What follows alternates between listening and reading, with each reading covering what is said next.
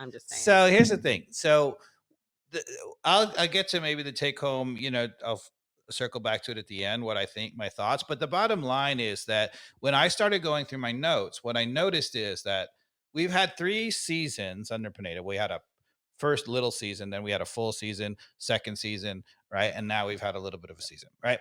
So, and what's remarkable to me of the 2 full seasons that we've had, one was absolutely awful. We finished 11th place, didn't make the playoffs. I mean, it was terrible.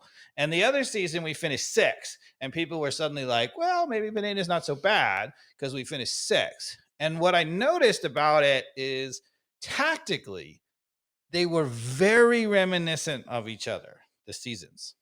And also very reminiscent of what's happened in the very beginning when he took over, and very reminiscent of what's going on now.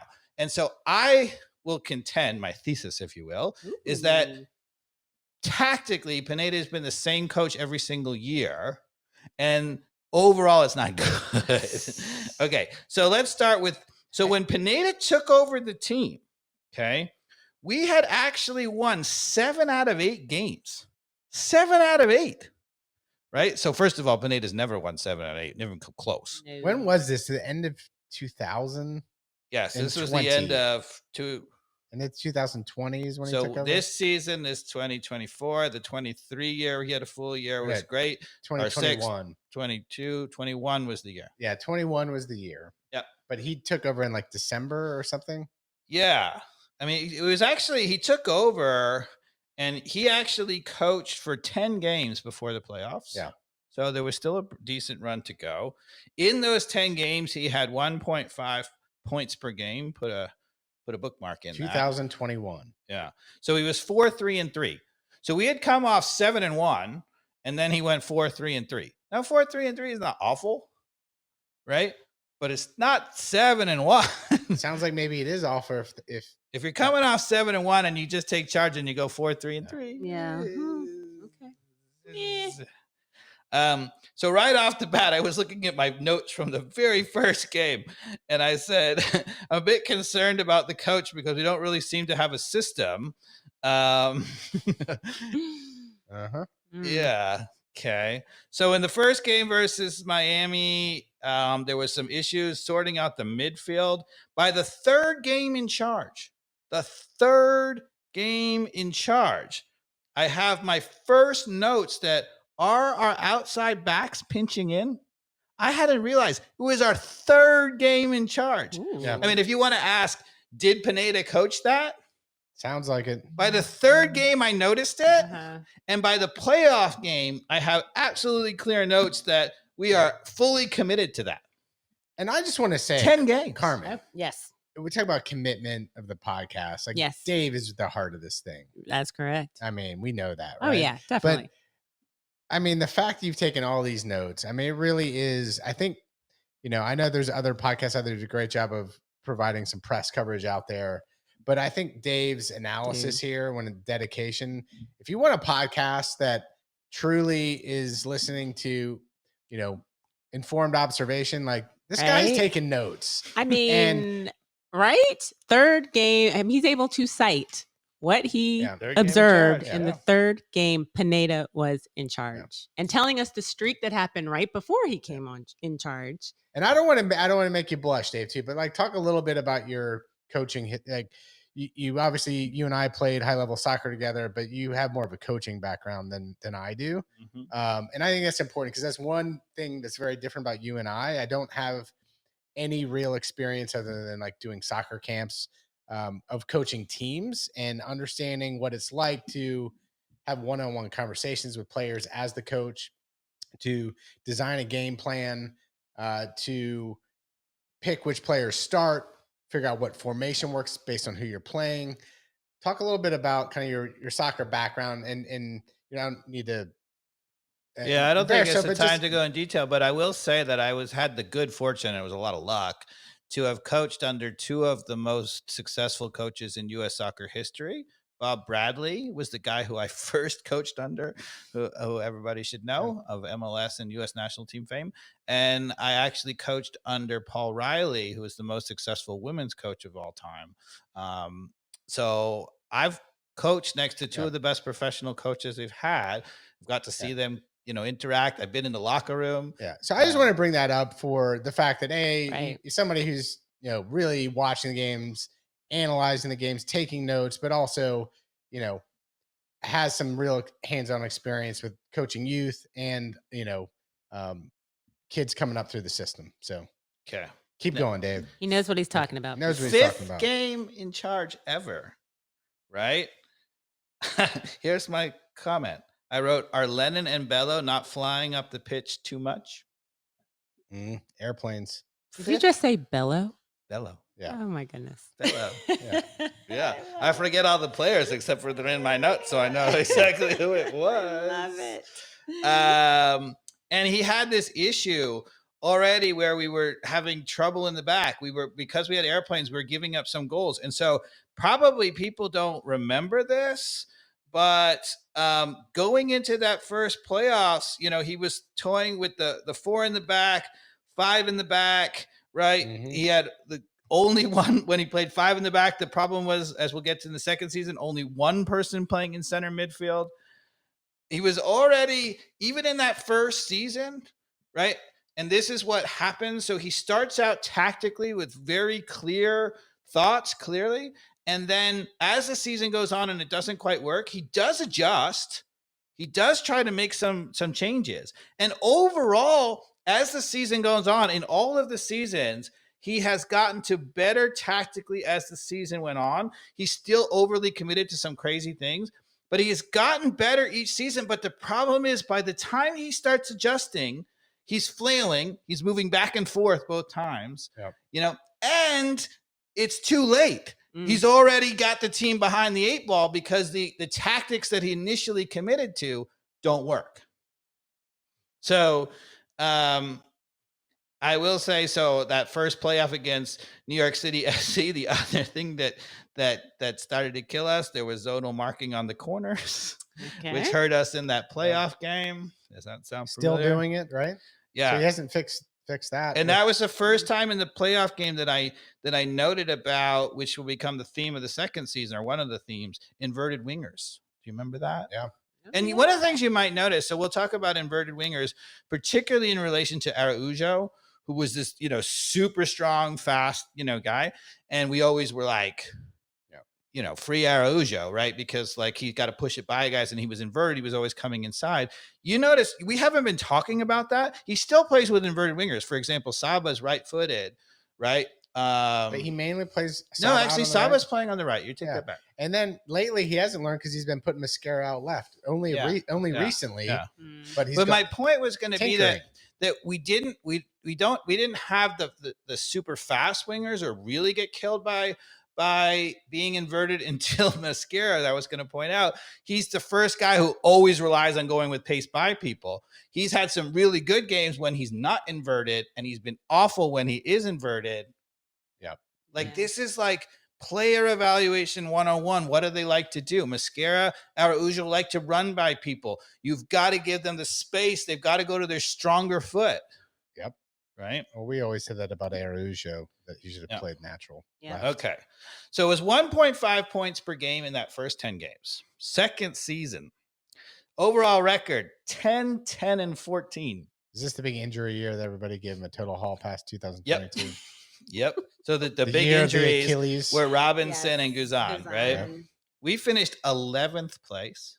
Yep. 11th. That's not good. Hey, that's better than we're doing this year.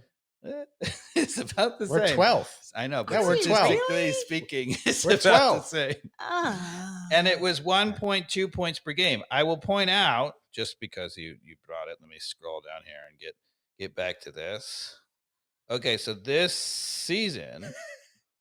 Carmen is grimacing at the table. She didn't believe me. I didn't believe you that we're 12. That's how bad we are this year. So, Mikey Dobbs, I would say we're exactly the same, just as I said, because this season the same we are 3-3 and 6. 12th place.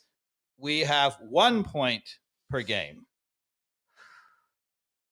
So it's actually worse. You're right. Yeah. Because we had 1.2 points per game. Now we're down to 1 point per game.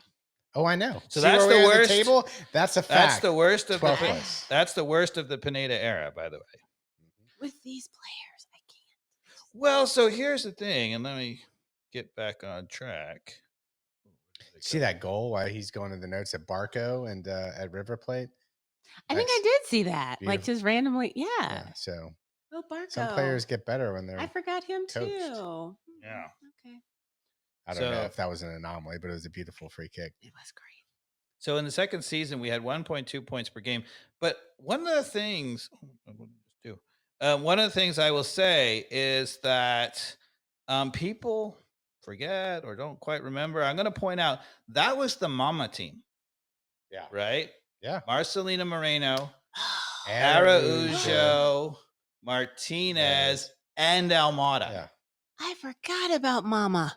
Yeah. So to finish 11th place with Mama. And now there was a little bit, Araujo missed some time, but Moreno didn't miss any time. Almada didn't miss any time, really. And we decided to play Rios consistently in goal. We're going to get there. Jeez. We're going to get there.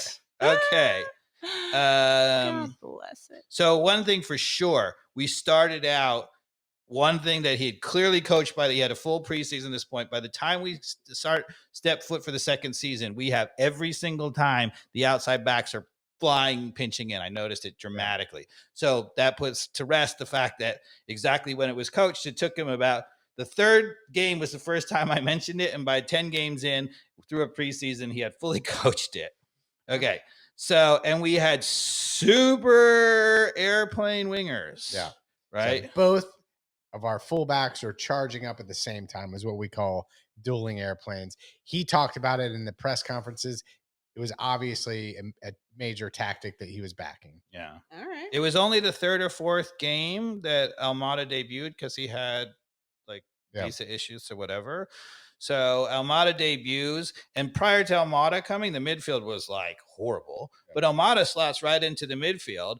The first game with Almada, he had Sosa playing behind Almada. It was a great game. We annihilated it as an away win. Yeah. Okay. What do you think if we had Sosa and Sleaze playing together? What would you think about that right now? Oh my God. Yeah. Would all these people that hate Sosa have anything positive to say about Sosa? No, but I think Sosa was I think Sosa could have developed into a Sleaze. I think he was a little younger than Sleaze, but he had that potential, that ability to read the game. Yeah. All right, keep going. Sorry. No, it's okay. So Mama there, Martinez was coming back off the injury, but I have by the fifth game, he looked completely 100%. So it wasn't really an issue. He did eventually get a little bit more hurt, but he looked good at the beginning and still wasn't really working. The inverted. And by the way, people, he was getting trumped by Miguel Berry. Oh, God. And so this is what I was talking about. To get to this. Okay, yes. I'm sorry, but no, it's all right. Rice and beans are about to fly. Yes. Okay, so by a few games in against DC, we have the whole kit and caboodle, pinching in, zonal corner marking, inverted wingers, and for the first time, Mulroney covering in behind Lennon makes its debut. Because we have airplanes, his first solution was the outside winger covering in behind, which is what he eventually went back to this season. Okay. Okay. And then the game after that, we have Cisneros making his debut, and he plays a lot. Wow. Okay. The Mulroney covering in behind didn't really work clearly because 2 games later, he now has center midfielder. It wasn't Barry Cisneros I'm thinking of. Sorry. We're going to get to Barry, though. He has he has the center midfielders covering in behind the outside backs. Do you remember that? Yes. We had wingers flying up, and Sosa and Ibarra and eventually Sadic was actually required. So that's right. The commitment. Abandon the midfield, get back out wide. The commitment is to the airplanes, and is tried a whole bunch of things tactically. 5 at the back, so there's an outside guy, center midfielders covering in behind it, wingers tracking in behind it, all to try to play defense behind the outside backs going forward. Okay. All right. Blast from the past. All right. Now, we did have some injuries because 2/3 of the way or halfway through the season, we have Shuttleworth. That's the name I last. And Dijon. Dijon. Right. Dijon. And for the first time, the Mustard. other airplane, which we haven't mentioned, was Gutman. Gutman. So halfway through the year, he starts to realize for the first time, we're just getting killed in behind. The outside, the midfielders covering him behind him is not working. Yeah. So he starts leaving Gutman back, the asymmetric. I think we are also contemplating whether Gutman just started to rebel. Maybe did it himself. Yeah. Okay. And then in Nashville, Araujo comes back after his early injury. And for the first time, we have the debut of the double pivot in the middle. He goes to a double pivot for the first time. Okay. All right. And the game after that, with the shambolic, all the things covering, is the first time in my notes I have contemplated firing Pineda. Yeah. Ooh. So when was this? This was mid 2022. It was mid of the first season. Okay. Yeah, his first real season. Okay. It's like 2022. This was the mama season. Yeah. It's going poorly, really poorly. Got it. Okay. And his response was to correct it. He realized that we were doing crazy things in the backs. His response, people forget, was to go to 5 in the back. He went to 5 in the back right at that moment. Right after my notes say, maybe Pineda is over his head and he should be fired, he goes to 5 in the back. Mm-hmm. And by going to 5 in the back, we actually go on a bit of a run. Right? We do better. That. But I would point out, and I think this, so we had a few injuries at this point, but here's the thing. So you get the debut of Josetu and Sejdic in the midfield instead of Sosa, right? Sosa's now been benched. Mm-hmm. And you have Rios Novo in goal. Yep. So at the moment where he fixes the defense, right, he goes with Rios Novo in goal because Guzan gets hurt. A 5'9" goalkeeper in a league where the average height is 6'3". And before you say, well, he didn't have that much of a choice, it's only a few games before Gudinho gets signed. Yep. And Gudinho gets signed and proceeds to sit on the bench for a month and a half before coming in. I forgot about that. Mexican international goalkeeper from correct. And so we had some issues at that time. He actually played with Parata, played outside one time, which is crazy. So here's the thing. So over the season, he does fix some stuff, right? He fixed it by going to 5 in the back. He fixed the problem that there was nobody in behind because now he had 3 center backs. It was much more fixed. But he created the problem by just aimlessly sending the outside backs. And then he tried to cover for it one way with the outside forwards tracking in behind. Then he tried to cover it with the center midfielders tracking in behind. And when none of that worked, he went to 5 in the back to fix it. Right. And we did actually get on a bit of a run. Right. But it was all self-imposed to begin with. Mm-hmm. Right. If you realize, and it was all in the service of creating this magical overload. Right. And as we're going to talk about, Lennon, as we pointed out in this season, was crossing because he was forward. We scored only 2 goals the entire season off of his crosses. And it's because the guys we had in the middle, Moreno, right, wasn't going to goal, right? Almada was never going to finish off those crosses. We had Martinez at times. A lot of times it was Cisneros who wasn't good in there. So we was crossing, and we should have been playing through Mama. We should have been giving it to Almada at his feet. Almada struggled a little bit because we were playing down the sides. Mm-hmm. Okay. Yeah. All right. So against Red Bulls that season, we still have Rios Novo. It's always a few weeks late that he's figuring out the problem. It's bad. And then he's correcting it a little bit. For example, I pointed out Araujo was really struggling because he was coming inside all the time and Lennon was overlapping and crowding his space. He switched Araujo to the left for a little bit and it really worked, but then he switched him right back because it wasn't winning. I think the other thing with Pineda figuring out too late is, right, so not only does he figure it out too late, Dave, other stuff happens, like actual injuries happen or somebody's not available.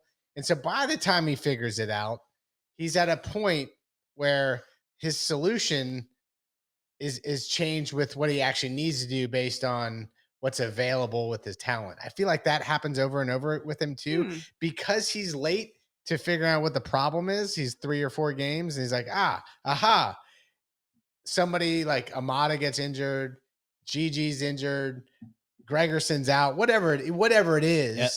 And it puts him in a situation where he actually has to coach and make some other decisions where had he known what the way to play was early on, he can just keep that in his back pocket and then move on to what you need to do to win this game, given the current circumstances. Yeah. And if the team is playing in a good way and confident, then the next player up can step in and it does, it works. Yeah. But if the team is already struggling and then you get the injuries or whatever, as you point out, is a problem.